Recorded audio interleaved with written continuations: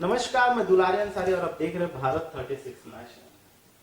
आए दिनों ये पता चलता है कि कोई न कोई अवैध रूप से नौकरी कर रहा है। जब भारत 36 की टीम ने एक या मतलब सूचना का अधिकार लगाया, आरटीआई लगाया, तो पता चला कि एक ड्राइवर है और वो ड्राइवर लाइसेंस 11 साल की उम्र में बना लेते हैं और 11 साल की उम्र में बनाने के बाद वो ड्राइवरी की नौकरी 2008 में उनको मिल भी जाती है और महज उनके बिना डॉक्यूमेंट्स वेरीफाई किए हुए। इस मुद्दे को हमने बहुत बार उठाया और बहुत लोगों से चर्चा की, विस्तार और सिलसिले में ये बताऊंगा कि किस प्रकार से यह घटना को अंजाम दिया गया, किस प्रकार से इस घटना को सामने रखा गया और इस घटना को सामने रखने के बाद भी किसी ने सुनवाई नहीं की। ये घटना बिलासपुर से शुरू होती है, जिला मुंगेली बताया जाता है। मुंगेली में एक 1973 में एक आदमी का जन्म होता है, नाम है जितेन का। 1973 ये जो जितनी भी बातें मैं बता रहा हूँ, एक बार मैं आपको ये बता दूं कि मेरे पास उनके सारे डॉक्यूमेंट्स हैं और ये डॉक्यूमेंट्स के आधार पे ही मैं बात करूंगा, ये सबूत के आधार पे बात करूंगा। कोई भी बात मैं अपनी मन से नहीं बोल रहा हूँ। आरटीआई में जितने दस्तावेज निकले हैं उन दस्तावेज के आधार पे ही बातचीत होगी। 1973 में जितेन लाल का जन्म होता है। जन्म के 11 साल के बाद उनका ड्राइविंग लाइसेंस मतलब 1984 में बन जाता है। ड्राइविंग लाइसेंस 1984 में बनता है और इसके आधार पे मंडी बोर्ड में ड्राइवर के पद पर जितेन लाल को 2008 में नौकरी मिल जाती है। नौकरी मिल गई, पूरा प्रशासन सोया हुआ था, पूरा शासन सोया हुआ था। ये बात मैं इसलिए बोल रहा हूँ कि किसी ने भी ये जहमत, ये परिश्रम, ये मुश्किल का सामना नहीं किया कि उसको एक बार वेरीफाई कर ले, एक बार जांच कर ले उस डॉक्यूमेंट्स की कि वो डॉक्यूमेंट सही है। आज का एक आम आदमी भी ये बात बता देगा कि 11 साल की उम्र में लाइसेंस नहीं बनाया जा सकता।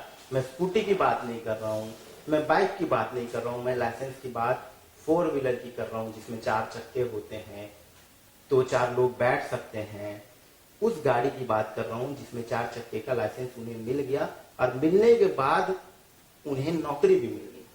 2008 से वो नौकरी करने लगे और एक्सपायरी डेट की तिथि आई 2013 और लाइसेंस एक्सपायर हो गया 2013 में। दाद देनी पड़ेगी कि 2013 से लेकर 2023 तक जितेन लाल ने एक भी बार रिन्यूअल कराने की, नई लाइसेंस बनाने की जहमत नहीं उठाई।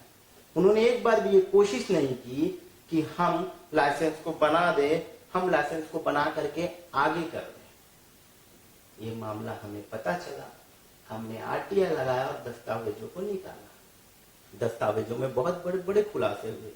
सूत्रक की अगर माने तो बताया जाता है कि उनकी जो जाति प्रमाण पत्र है वो भी सही नहीं है, उनका जो स्कूल की सर्टिफिकेट है वो भी सही नहीं है।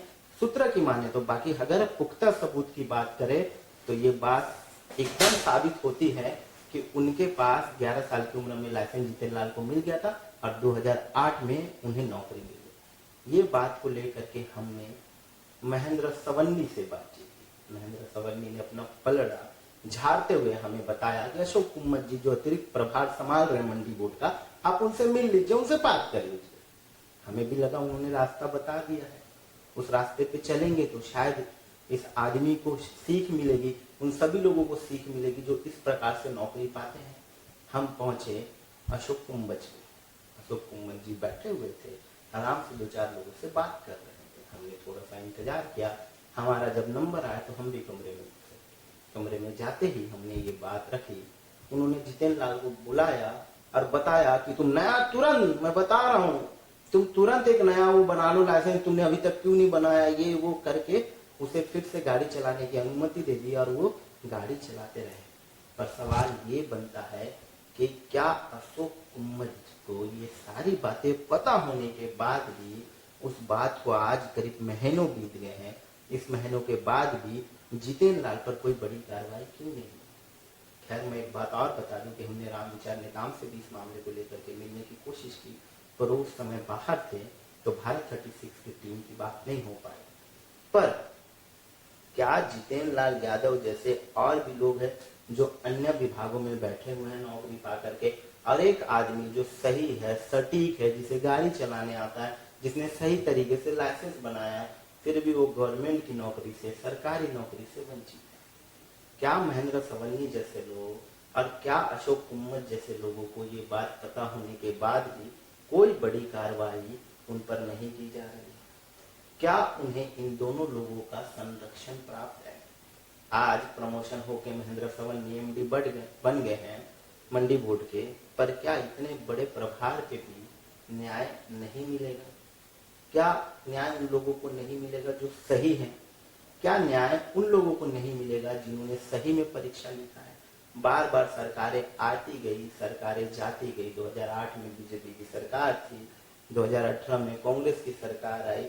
इन दो सरकारों में भी किसी ने जितेंद्र लाल के लाइसेंस को चेक करने की जहमत नहीं उठाई, किसी ने जितेंद्र लाल को रोकने की जहमत नहीं उठाई। सरकारें सोती रही, प्रशासन सोते रहा, मंडी बोर्ड के सारे आला अधिकारी, मैं ये बात बहुत जिम्मेदारी से बोल रहा हूं कि सारे आला अधिकारी सोते रहे। क्यों? तुम सबको पता होने के बावजूद। आज मैं एक बात बता दूं, ये चलिए ये इसका डेट पे थोड़ी सी बात करते हैं। ये हमने जब हमें मिला तो इसका डेट क्या था? इसका डेट था 20/9/2023। आज से ठीक 5 महीने पहले हमने इसको निकाला और हमें लगा कि 5 महीनों में उनको न्याय मिल जाएगा। इस बात को हमने रखा, पर रखने के बाद भी अभी तक जितेंद्र लाल पे किसी भी प्रकार की कोई भी कार्यवाही नहीं की। क्या जितेंद्र लाल पर कोई कार्यवाही होगी भी या नहीं भी होगी? बिना 10 साल के ड्राइविंग लाइसेंस के उन्होंने गाड़ी चलाई और गाड़ी चलाने के बाद हर महीने उन्होंने बकायदा सरकारी राशि मिली, सरकार ने अपनी राशि का भुगतान किया, उन्हें पेमेंट दिया। पेमेंट देने के बाद भी 10 साल, देखिए 1 साल 2 साल एक बार समझ में आ सकती है, 2 महीने 6 महीने आदमी भूल सकता है, पर 10 साल किसे कहते हैं?